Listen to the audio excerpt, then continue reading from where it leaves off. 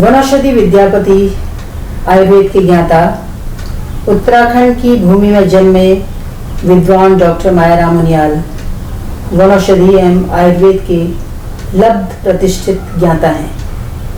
भारत सरकार के अधीन आयुष विभाग में आप निदेशक के पद से सेवानिवृत्त हो चुके हैं। 86 वर्ष में भी आपके कार्य करने की क्षमता और शैली अनुकरणीय है। आइए जानते हैं आपके बारे में। डॉक्टर साहब नमस्कार। नमस्कार।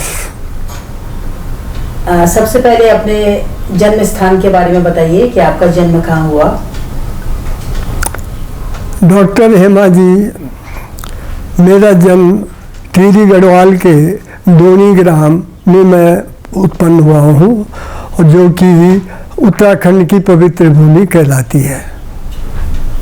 और उसके बाद जन्म के बाद मैंने कक्षा 5 तक अपने गांव के पास ही प्राइमरी शिक्षा ली। उस शिक्षा के बाद मेरे पिताजी लगभग मेरी 12 साल की अवस्था में दर्शन महाविद्यालय आयुर्वेद संस्कृत विद्यालय में मुझे मुनिकीरेती में मेरा दाखिला दे दिया।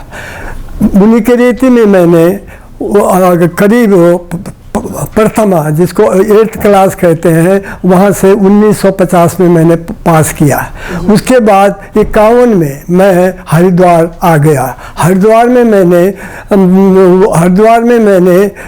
श्री निर्मल संस्कृत विद्यालय में पूर्व मध्यमा में प्रवेश लिया, और पूर्व मध्यमा से लेकर के उत्तर मध्यमा तक, इंटर क्लास उत्तर मध्यमा कहलाती है, वहाँ पर मैंने पास किया। उत्तर मध्यमा पास करने के बाद मैं वहाँ जय भारत संस्कृत विद्यालय में शास्त्री के प्रथम वर्ष में मैंने प्रवेश लिया, और इसी साल लगभग 58 में मेरा परिचय ऋषिकुल आयुर्वेदिक कॉलेज के जो वाइस प्रिंसिपल थे उनसे संपर्क हुआ, और उन्होंने मुझे सलाह दी कि आपको आयुर्वेद पढ़ना है। और ऋषिकुल आयुर्वेदिक कॉलेज में उनकी प्रेरणा से मैं प्रथम वर्ष में मैंने वहाँ पे 58 में दाखिला ले लिया। 58 से लेकर के और 62 तक, 5 साल तक मैंने लगन के साथ वहाँ पर AMBS आयुर्वेदाचार्य बैचलर ऑफ आयुर्वेद साइंस मैंने वहाँ पर 5 वर्ष में 62 में उत्तीर्ण किया। जी भाई, ये बताइएगा कि जो आपको वनौषधि के बारे में जानकारी थी, आयुर्वेद का आपको इतना ज्ञान था, तो ये आपको पैतृक रूप से भी कुछ मिला था, या आपको विद्या अध्ययन करने के बाद इस चीज के बारे में ज्यादा जानकारी हुई, या आपको ये कुछ विरासत में भी मिला हुआ था? आपने जैसे कहा कि ये जिज्ञासा कैसी हुई, जिज्ञासा मुझे इस प्रकार हुई कि ऋषिकुल आयुर्वेदिक कॉलेज में 3rd ईयर में, 3य वर्ष में द्रव्य गुण, जिसे जड़ी बूटी ज्ञान पढ़ाया जाता है, उसी समय वहाँ पर एक वाटिका की स्थापना की थी, और उस वाटिका में पहाड़ों से मैं जड़ी बूटी वहाँ से पौधे लाया और वहाँ पर मैंने रोपण किया। तो उस रोपण से वहाँ के कॉलेज ने मुझे सम्मानित किया। तो मुझे एक प्रेरणा बनी कि मैं आयुर्वेद में जड़ी बूटियों का ज्ञान करूँ, और उस प्रेरणा से मैंने जो 3य वर्ष उत्तीर्ण किया, तो पूरा जो इंडियन मेडिसिन बोर्ड था यूपी का, वो मैंने टॉप किया द्रव्य गुण में। तो मेरी खासी जिज्ञासा जड़ी बूटियों के साथ बन गई। इसी बीच गुरुकुल कांगड़ी हरिद्वार में भारत सरकार का survey of medicinal plants unit government of India के एक प्रोजेक्ट आया।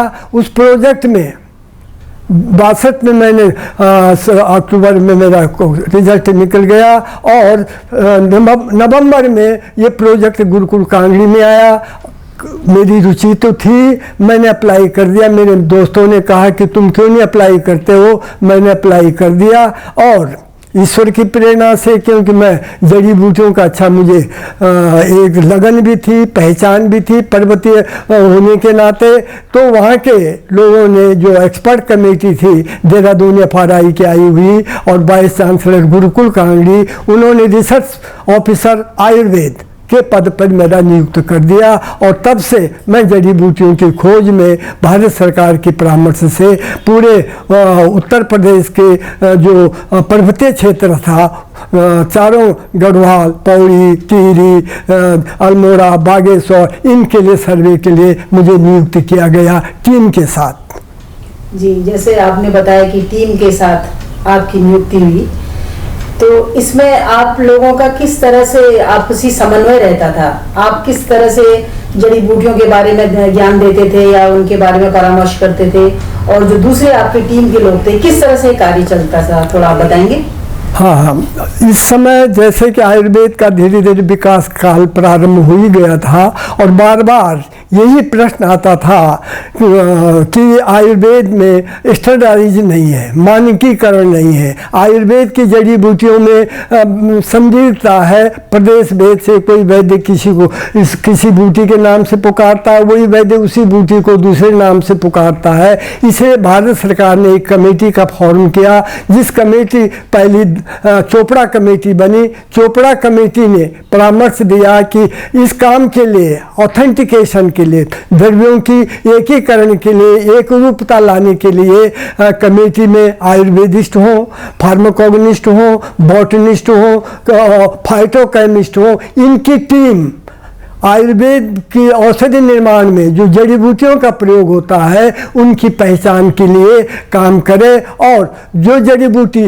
उपलब्धता नहीं है, जिनका जंगलों से विदोहन से समाप्त होती जा रही है, उनका कृषिकरण करे। तो वो unit survey of medicinal plants unit, पहली यूनिट गुरुकुल कांगड़ी में दिसंबर 1962 में स्थापना हुई इसी कार्य करने के लिए।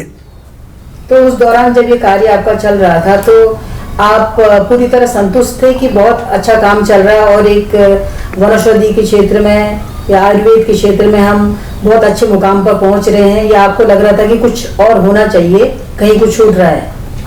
हाँ, जो यूनिट बनी तो उसका मेडिसिनल प्लांट्स यूनिट का तो 1970 में 8 साल तक तो ये प्रोजेक्ट चलता रहा। मैं अपनी लगन से गुरुकुल कांगड़ी में काम करता रहा, लेकिन गुरुकुल कांगड़ी में 70 में वहाँ के आपसी झगड़ों के कारण वहाँ पर अनुदान देना बंद हो गया, और भारत सरकार की सेंट्रल काउंसिल फॉर रिसर्च जो था वो उसकी स्थापना हो गई, और उसकी स्थापना में 1970 में गवर्नमेंट ऑफ इंडिया की सेंट्रल काउंसिल फॉर रिसर्च इन आयुर्वेदा की केंद्र की स्थापना नई दिल्ली में हो गई, और उसमें 1970 में ये यूनिट मर्ज हो गया central council for research in survey में, और मैं ट्रांसफ़र वहाँ से मेरा ट्रांसफ़र हो गया हिमाचल प्रदेश में भारत सरकार की जो survey of medicinal plants research unit थी उसमें मैं चला गया। अच्छा, जब आप हिमाचल गए तो वहाँ भी, क्योंकि वो भी पहाड़ी क्षेत्र है, और तो आप उत्तराखंड में भी रहे, तो भौगोलिक दृष्टि से वनौषधियों में समानता आपको वहाँ पर दिखाई दी? हाँ, वहाँ पे इसलिए भी सरकार ने भेजा, वहाँ पे जो था regional research centre Ayurveda Himachal government का था, उस यूनिट चल नहीं रही थी, तो गवर्नमेंट ऑफ इंडिया ने हमको, हमारी जो पूरी यूनिट थी जो गुरुकुल कांगड़ी में थी, उन लोगों को उन्होंने पूरी यूनिट को ट्रांसफ़र वहाँ कर दिया। उसमें हम 3 आदमी थे, और ताकि हिमाचल प्रदेश में भी सही ढंग से जड़ी बूटी का काम हो, वह काम करे। और एक यूनिट जो थी वो रानीखेत में चल रही थी, इसी प्रोजेक्ट के अंदर वो काम कर रही थी। रानीखेत वाली यूनिट अपना काम जो कुमाऊं का क्षेत्र था, अल्मोड़ा, नैनीताल, बागेश्वर, पिथौरागढ़, जो ये एरिया थे वो काम कर रहे थे। हम हिमाचल में जो है वहाँ की सर्वे के लिए चला गया, और जो मैंने पाया, जो देखा कि जो वहाँ की जो ज्योग्राफी है, जो क्लाइमेट है, जो वहाँ का भौगोलिक वो है, बिल्कुल साम्यता है। करीब करीब रहन सहन, जड़ी बूटी, काफ़ी कुछ वैली के आधार पर, डिस्ट्रिक्ट के आधार पर, एल्पाइन के आधार पर साम्यता है। कुछ में थोड़ा बहुत नाम मात्र की भिन्नता है, बाकी दोनों में कोई विशेष अंतर मुझे देखने को नहीं आया। जो मैंने वहाँ पर 4 साल सर्वे किया, वहाँ पर काम किया, काम करके वहाँ पर बड़े ढंग से पेपर मेरे हिमाचल के अनेक घाटियों भी प्रकाशित हुए कि कौन कहाँ मिलती है, दिव्य औषधियाँ वहाँ क्या है, अष्टवर्ग क्या है। वहाँ पर मैंने सबसे बड़ा खोज गुरुकुल कांगड़ी से प्रारंभ किया था हरिद्वार में। और अष्टवर्ग जो आयुर्वेद का जीवनीय औषधि है, प्राण औषधि मानी जाती है, च्यवनप्राश का मुख्य घटक अष्टवर्ग, काकोली, क्षीर काकोली, मेदा, महामेदा, रिद्धि, वृद्धि, ये जो द्रव्य है, ये जो नई आइडेंटिफिकेशन है बॉटनिकल की क्या हो सकती है, वो मैंने आइडेंटिफाई किया।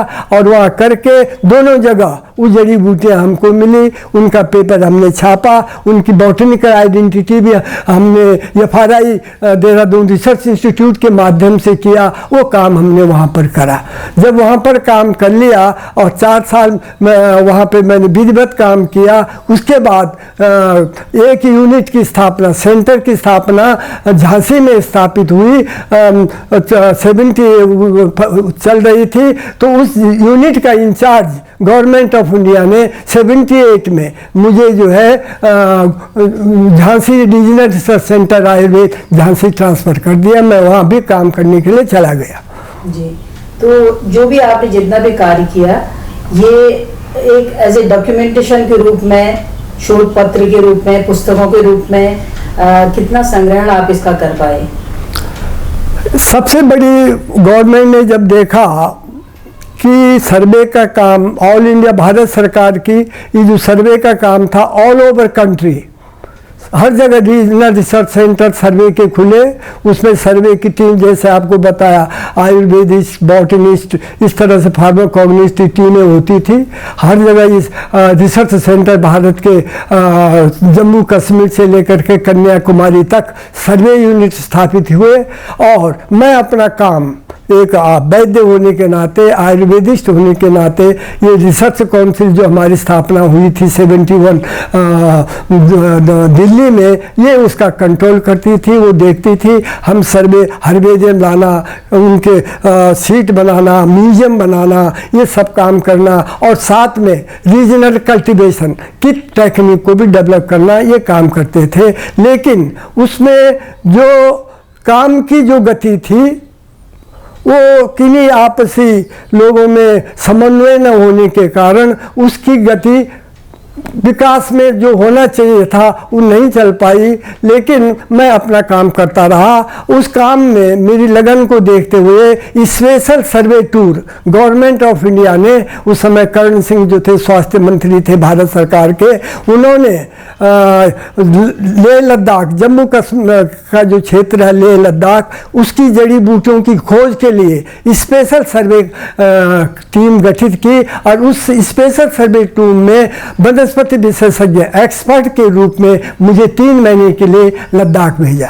उस टीम में मैं आयुर्वेदिस्ट एक्सपर्ट था, बॉटनिस्ट थे, फार्माकोग्निस्ट थे। हम 3 लोग 3 महीने के लिए लद्दाख में मिलने वाली जो पारंपरिक चिकित्सा है, जो तिब्बतन चिकित्सा लद्दाख में है, जो आमची चिकित्सा है, उस चिकित्सा के खोज के लिए मैंने काम किया। और बड़े लगन के साथ वहाँ के खनिज क्या है, मिनरल्स क्या है, पारंपरिक चिकित्सा क्या है, वहाँ के जो लोग हैं आदिवासी, वहाँ के जो आमची लोग हैं, जैसे हमारे यहाँ वैद्य कहते हैं, उनको पारंपरिक वैद्य को आमची कहते हैं। आमची कहते हैं आम, रोग का चिकित्सा करने को आमची कहते हैं। वो आमची वहाँ पर गुरु शिष्य परंपरा से शिक्षा देते हैं। और वो लोग बेनिसेक्शन दहन क्रिया, जलाने की क्रिया में बहुत माहिर है और उस दहन क्रिया वहाँ पर प्रचलित है। जम्मू कश्मीर सरकार ने वहाँ के पारंपरिक वैद्यों को हॉस्पिटल खुला रखा था कि वो अपनी पारंपरिक दहन कर्म करना, उनको मोक्सिबेक्शन खून कैसे निकालना, दूषित खून को कैसे वो करना, दाग देना हर एक जगह का, उसका मैंने सारा डॉक्यूमेंटेशन इकट्ठा किया, भारत सरकार को रिपोर्ट सौंपी और उसी रिपोर्ट के आधार पर भारत सरकार की उससे जो मैंने काम किया, वो काम करके मैंने आमची निघंटू सचित्र लेह लद्दाख का तैयार किया है कि आमची निघंटू में जो द्रव्य है वो लगभग 400 वनस्पतियाँ जो पारंपरिक जो तिब्बतियन चिकित्सा में, जो चिकित्सा चाइनीज में प्रचलित है, वो आमची चिकित्सा में, क्योंकि वो सब तिब्बत चिकित्सा प्रणाली से है और वो मैंने तैयार किया है।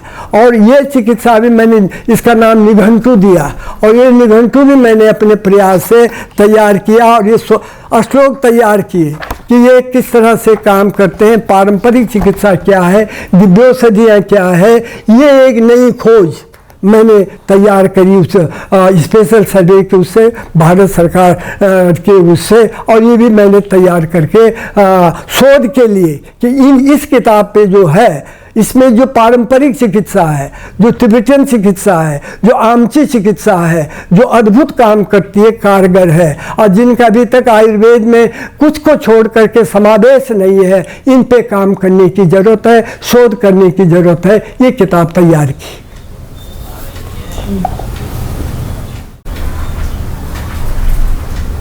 आप शोध अधिकारी से लेकर आयुष विभाग में निदेशक के पद तक नियुक्त रहे और आपने विभिन्न पुस्तकें लिखी, विभिन्न आपके शोध पत्र प्रकाशित हुए। तो ये जानना चाहेंगे कि इस कार्य को करने में जो वनौषधियाँ हैं या आयुर्वेद है, इस पर क्या समस्याएं आ रही हैं या क्या ऐसा नहीं हो पा रहा है जिससे हम इसको और विकसित कर सकें? तो इस पर आप कुछ अपने विचार दीजिए।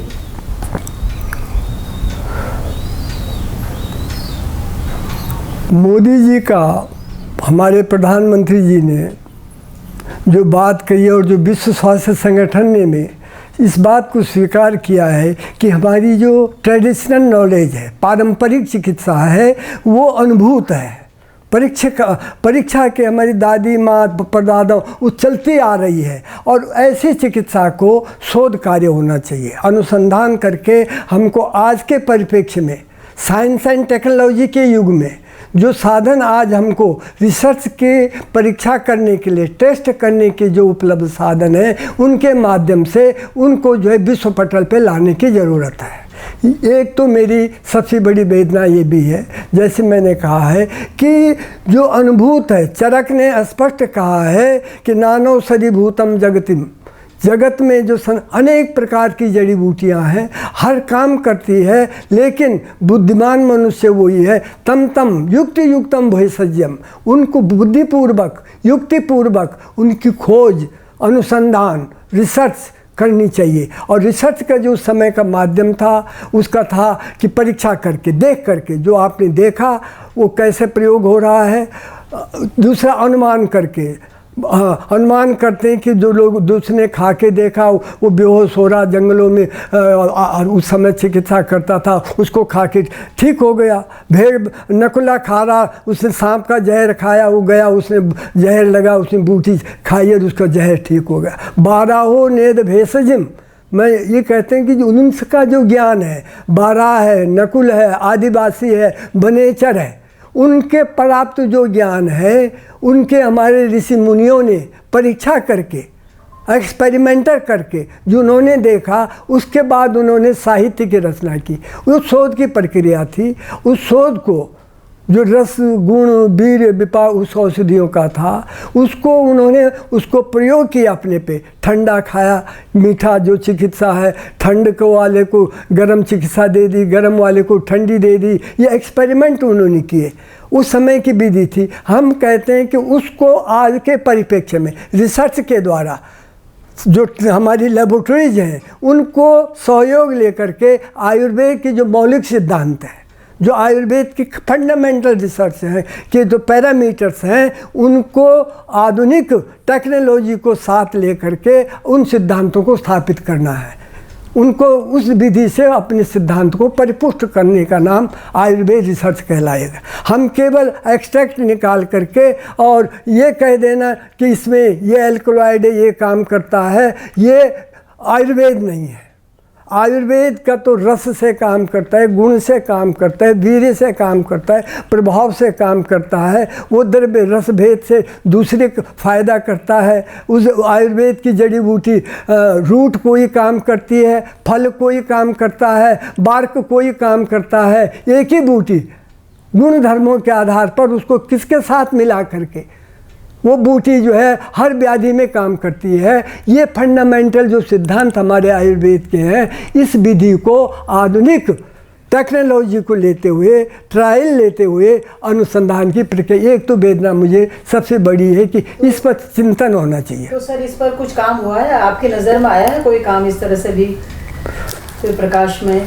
हाँ, इसके लिए कुछ जहाँ मैं था, सेंट्रल काउंसिल फॉर रिसर्च इन आयुर्वेदा, वहाँ पर जो हमारे आयुर्वेद के जो क्लासिकल ड्रग थे, क्लिनिकल फाइंडिंग के लिए कुछ औषधियाँ, निर्मित औषधियाँ फिक्स कर दी गई, लेकिन जो हॉस्पिटलों का, मैं भी उसमें रहा हूँ, हर एक रोग के, रोमेटॉइड आर्थराइटिस के लिए, वर्म्स के लिए, इंटेस्टाइन के रोगों के लिए काफ़ी कुछ काउंसिलों में काम चला, सेंटरों में, लेकिन परिपाटी 20 या 30 पेशेंट पे दिखाना, एक ही जगह प्लेसिबो को भी नहीं रखना, एक ही जगह जो है उसको एक्सपेरिमेंटल दवा देना, एक ही, तो वो एक ही साथ बिठा करके हमने देखा कि वो रिसर्च का माध्यम नहीं।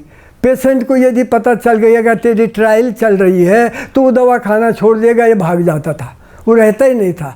तो ये दूसरी प्रणाली थी। उसके लिए जो रिसर्च का फंडामेंटल जो कॉन्सेप्ट है, उसके आधार पर आज तक रिसर्च नहीं हुई है। जो खोज के लिए दवाओं का, उसके लिए विधिवत उसी तरह से ट्रायल का साधन अलग होना चाहिए उन पेशेंटों का, जिनको प्लेसिबो पे रख रहे हैं उसका साधन अलग होना चाहिए, जिनको जो जनरल औषधि दे रहे हैं, और कम से कम एक्सपेरिमेंटल का 100 से ज़्यादा पेशेंट निर्धारित होने चाहिए। 100 से ज़्यादा 20-30 पेशेंट जो है ये रिजल्ट का माध्यम में किसी आधा काम किया, वो काम किया, तो ये एक तो दिक्कत ही रही जो मैंने पाया कि ये जो है सही माध्यम नहीं है। जो आधुनिक रिसर्च का है, एक्सपेरिमेंटल का, उसको हमको प्रयोग करना चाहिए। एक्सपेरिमेंटल बेसिस भी थे, कुछ किए भी गए हैं। तो इसके लिए बाकायदा अब जो मुख्यमंत्री जी ने जो पारंपरिक की जो घोषणा की, कितने करोड़ का विश्व सब, मुझे उससे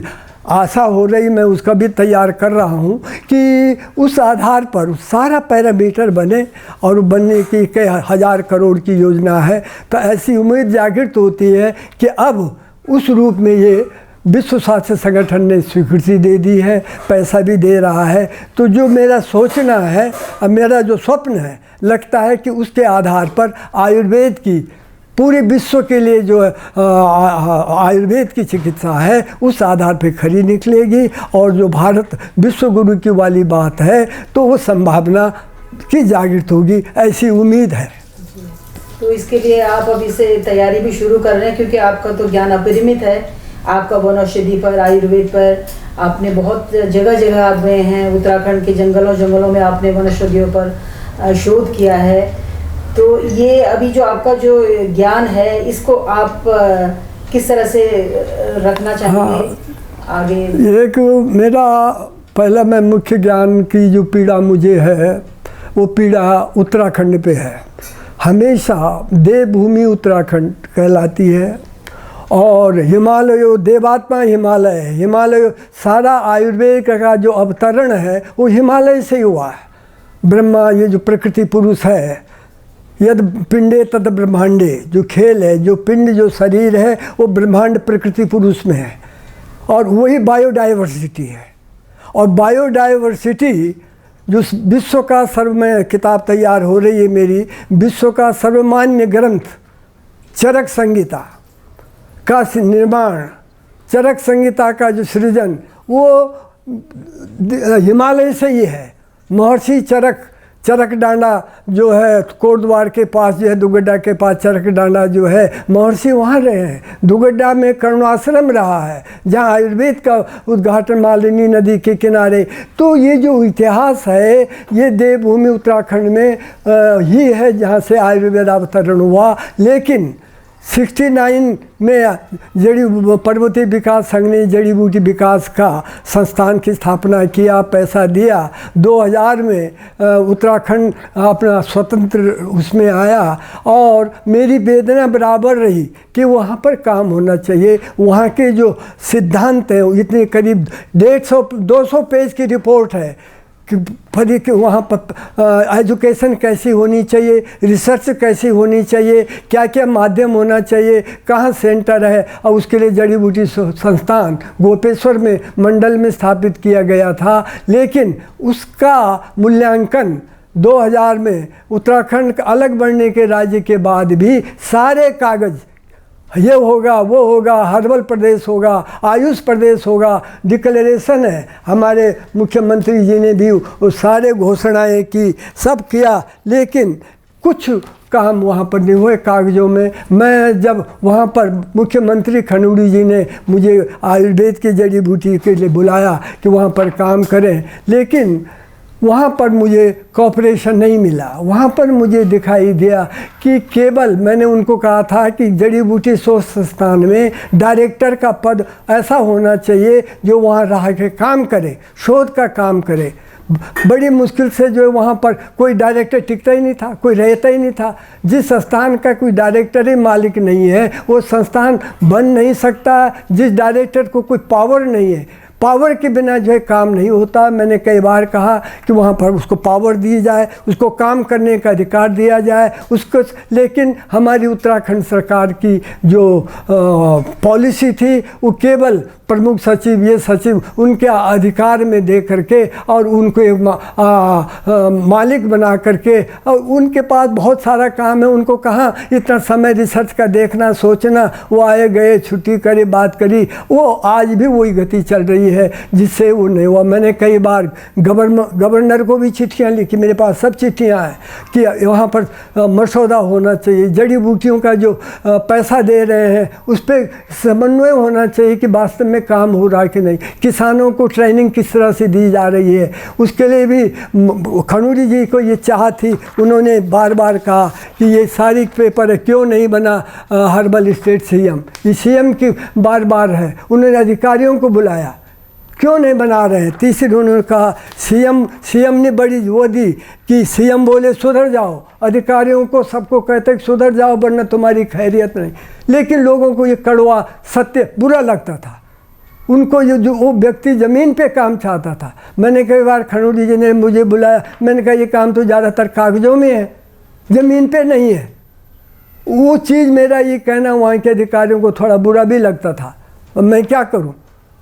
मैंने कहा जी तो ज़्यादा रिपोर्टें जो झूला घास कुटकी जटामासी कहाँ है, इतने साल हो गए, कहाँ है ज़मीन पे है। तो ये सारी चीज़ें उस बीच जो है वो राजनीति में वो भी चले गए। 2 महीना मैं रहा, मुझे भी इन्होंने ढंग से काम करने दिया। मैंने परेशान होकर मैंने भी तो वहाँ से त्यागपत्र दे दिया। मैंने कहा जहाँ काम ही नहीं होना है, ये सारी चीज़ें हैं। जड़ी बूटी हो सकती थी खुशहाली, ये पहले बोले थे, लेकिन कोई काम नहीं धरातल पर नहीं। मैंने भी यही लिखा, आयुष प्रदेश मायूस। सब कुछ बनने के बाद भी आपको ये पत्र मायूस है, कुछ करने वाला नहीं। हम ये कर देंगे, सब घोषणाएं करते हैं, हम ये करते हैं, लेकिन धरातल पे जो काम होना चाहिए, जो शोध होना चाहिए, जो सर्वे होना चाहिए, जो कल्टीवेशन की जो प्रक्रिया होनी चाहिए, जो आज हमारी ऑथेंटिकेशन के लिए जो प्रामाणिक जड़ी बूटियाँ हैं, जंगलों का विदोहन हो चुका है, वहाँ जर्म प्लाज्म नहीं मिल रहे हैं, सीड मिलना दुर्लभ हो गए। उनको बड़े पैमाने पे खेती बाड़ी करके हमको ज़मीन पे मिल कर करना होगा, तभी हम देवभूमि, आयुष प्रदेश, हर्बल प्रदेश। तो ये दर्द मुझे बार बार रहता है। मैं वहाँ के शासकों को भी लिखता हूँ, उनकी चिट्ठी आती है, वो मेरा लेटर उस विभाग को भेज देते हैं, उस विभाग को भेज देते हैं, उनियाल जी की चिट्ठी आई, आपको क्या कहना है, कोई जवाब देने वाला नहीं। तो ये दर्द मुझे ज़रूर है। क्यों? मैं आयुर्वेद का विद्यार्थी हूँ। मेरे रग रग में, यदि हम ही आयुर्वेद वाले आयुर्वेद का काम नहीं करेंगे, आयुर्वेद इतनी दशा में पिछड़ा रहा, आज हमको अवसर मिल रहा, सब साधन मिल रहे हैं, और हम इस समय भी लग करके यदि आयुर्वेद के लिए तन्मयता से काम नहीं करेंगे, फॉलो अप एक्शन, पिछले, मैं बार बार कहता हूँ, जो काम लोगों ने पिछले किया उस पे गवेषणा होनी चाहिए, उससे आगे चलना चाहिए, वहीं के वहीं नहीं। बहुत काम हुआ है लेकिन उनको कोई देखने वाला नहीं, पढ़ने वाला नहीं, उस पर विचार करने वाला नहीं। तो इसलिए मैडम जी मेरे आपसे बार बार यही रहते हैं, और मैं तो लिखता ही रहता हूँ, बार बार करता रहे। मेरे पास देखिए, जहाँ भी देखिए फाइलें हैं, हाँ। तो इसलिए मैं आपसे यही चाहता हूँ कि ऐसी जागृति आए हमारे नवयुवकों में। नवयुवकों को कहता हूँ, मैं यहाँ पर ऑल इंडिया आयुर्वेद कॉलेज है, वहाँ जाता हूँ, उनको नई नई किताबें देता हूँ, प्रेजेंट करता हूँ। मैं अपने विचारों को बांटना चाहता हूँ, जो मैंने सीखा है उसको कोई सीखे, उसको कोई ले।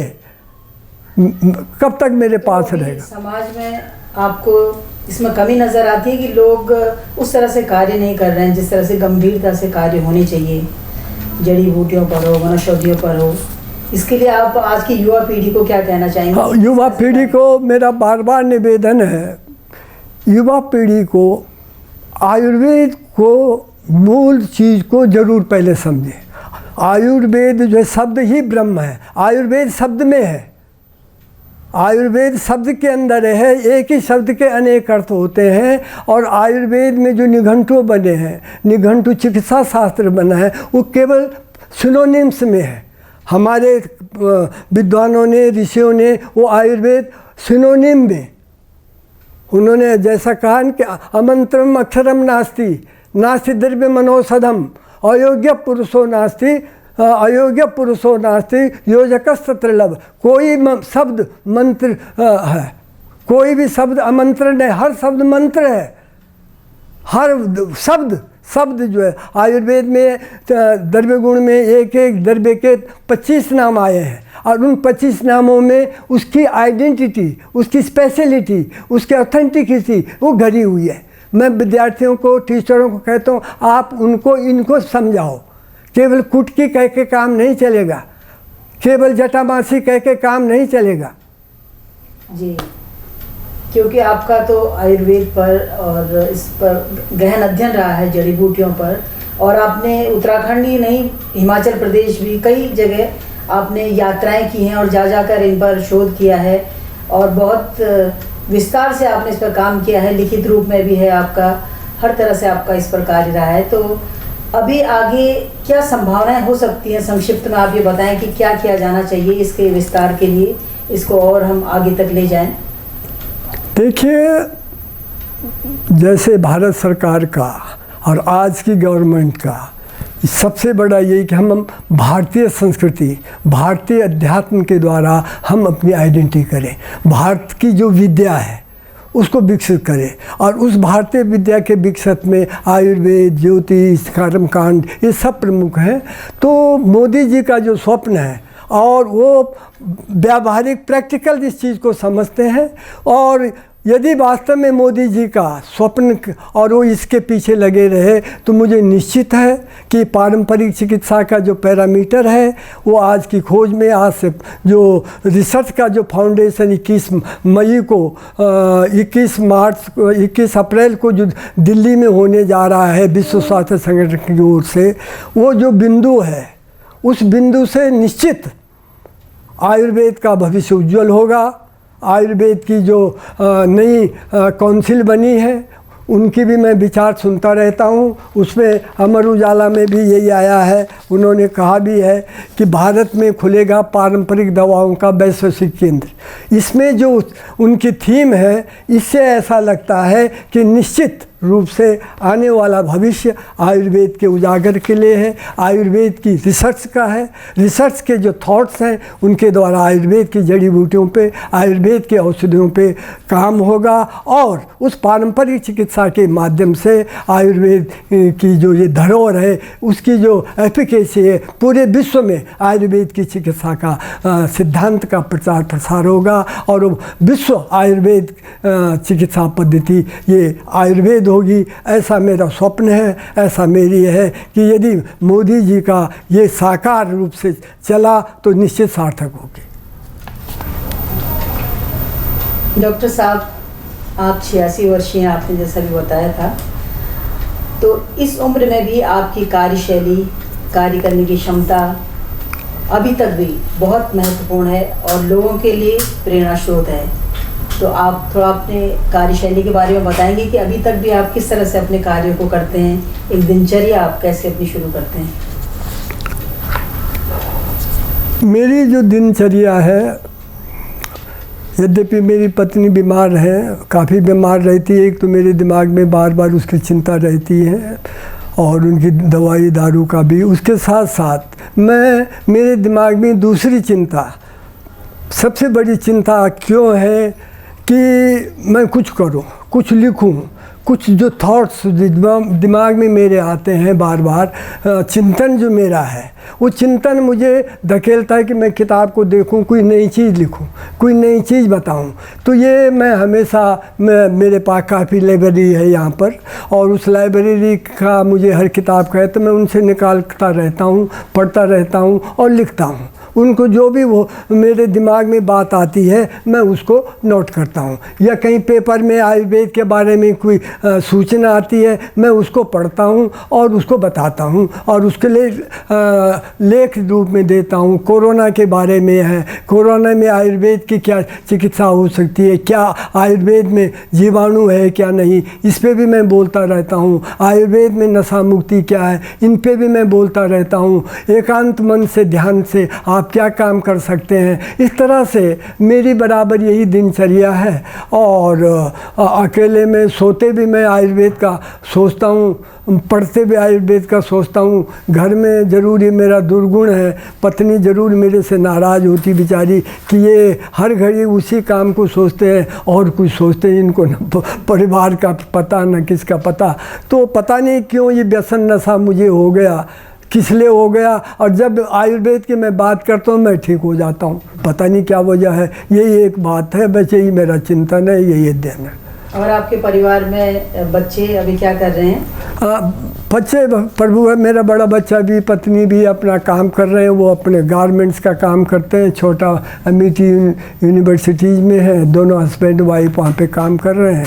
अपना दोनों बच्चे उनके छोटे छोटे हैं, बल्कि नाराज़ हैं। दादाजी तो रखते नहीं इन बच्चों को। मैंने कहा क्या करूँ, मुझे तो हल्ला पसंद ही नहीं है। मैंने अपने बच्चे तक गोदी में नहीं खिलाया। मैं तो हमेशा जंगलों में, बीबी कहते ये रहा ही कब घर, ये तो हमेशा भारी भार रहा। तो ठीक है, भगवान की कृपा है। और चाहे मेरा दुर्भाग्य कहूँ या क्या कहूँ, मैं वास्तव में उनको मैं सेवा नहीं दे सका हूँ यथार्थ रूप में, पति पत्नी के रूप में। हालांकि ऐसी कोई वो नहीं, लेकिन आज का दिखावा वाला पति पत्नी मैं भी पसंद नहीं करता। तो मेरी भी, मैं तेरा विवाह, ये भी थोड़ा सा बाकी ठीक है, उनकी सेवा करता हूँ। आपने अपने कार्य को बहुत समय दिया और इतना आपने शोध किया, इतने आपने ग्रंथ भी लिखे हैं, तो आपने अपने कार्य को, अपने कर्म को सबसे श्रेष्ठ रखा, साथ ही अपने परिवार को भी देखा है। इसलिए आपका एक भरा पूरा परिवार है, बहुत संपन्न सुशिक्षित परिवार है।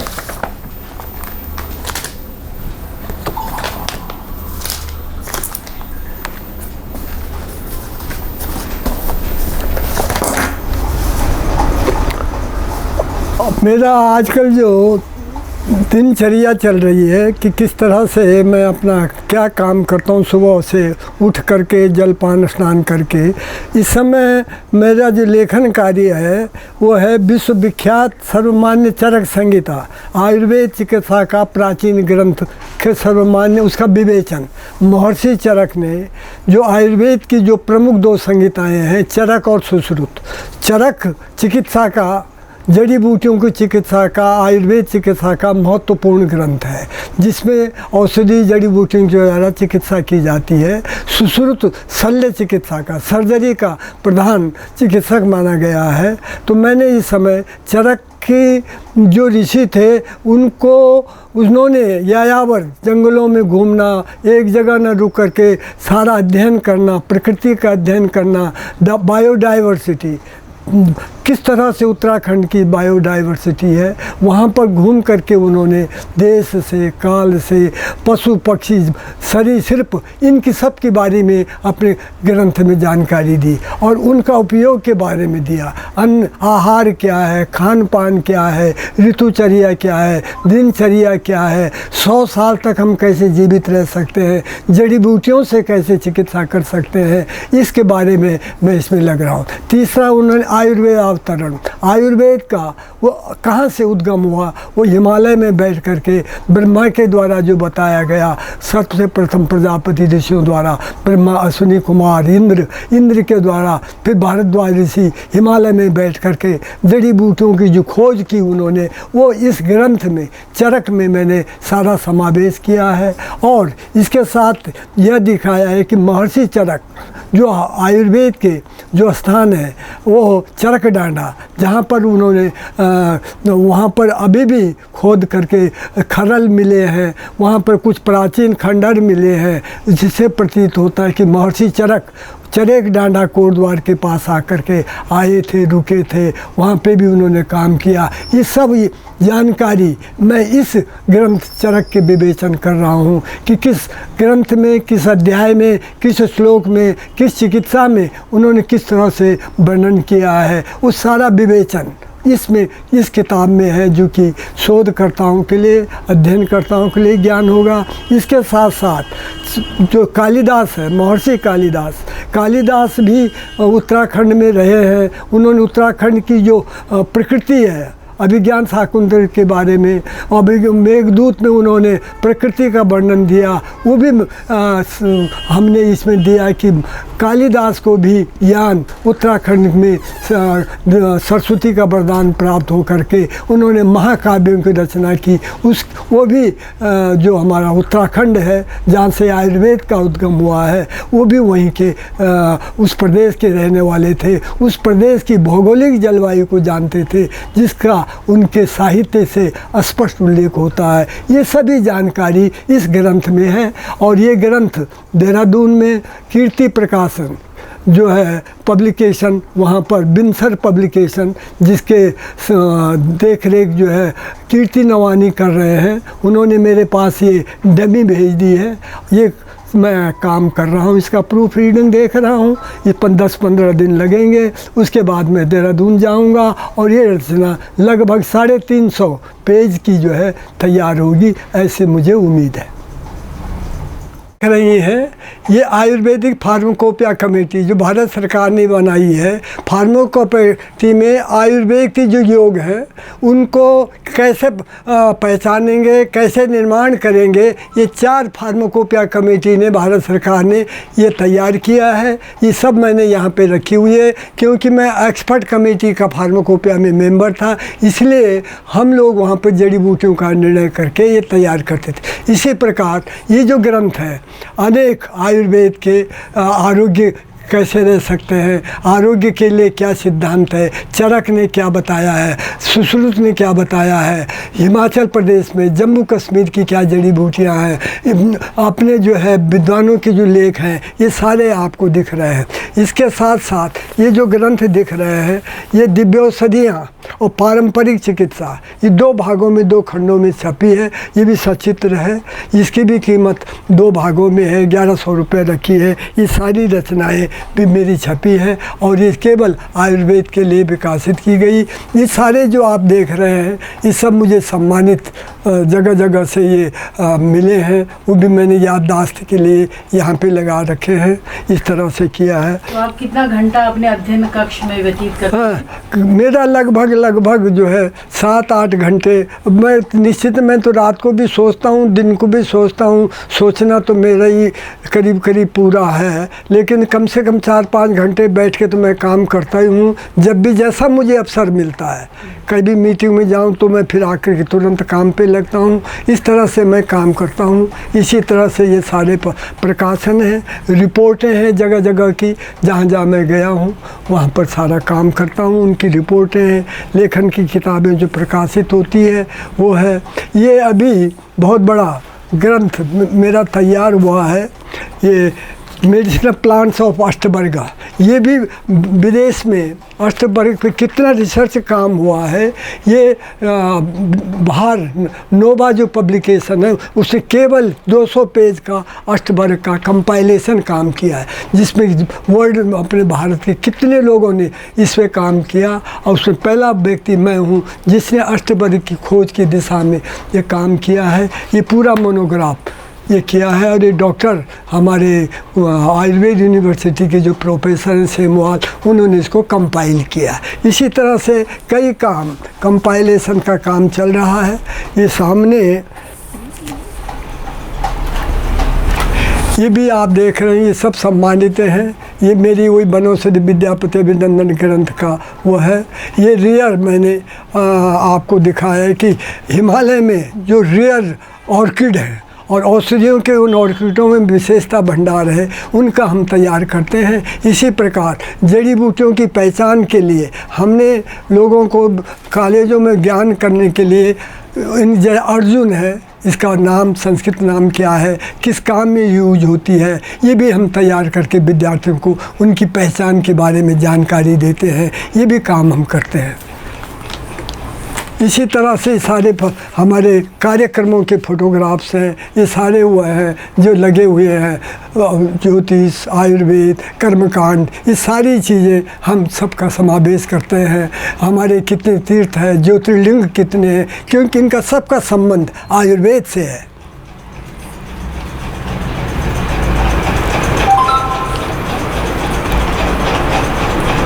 ये भी आपको सारे जितने चित्र हैं, ये मैं जहाँ जहाँ मैंने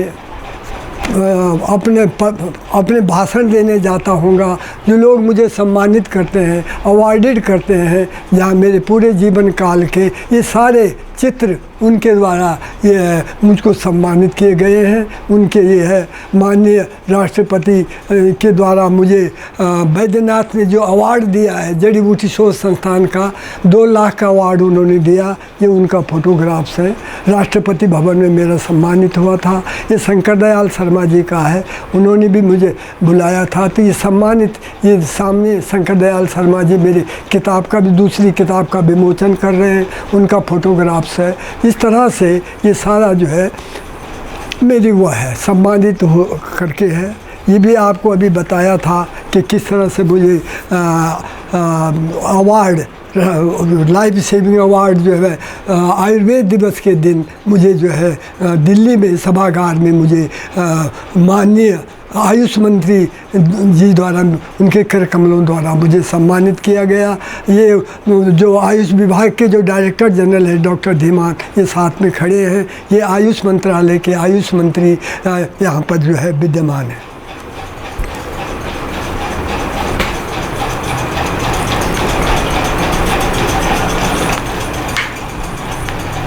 इसी प्रकार ये सारे जगह जगह बड़ी बड़ी संस्थाओं द्वारा मेरे को सम्मानितों के जितने के वो हैं राष्ट्रपति द्वारा सम्मानित है।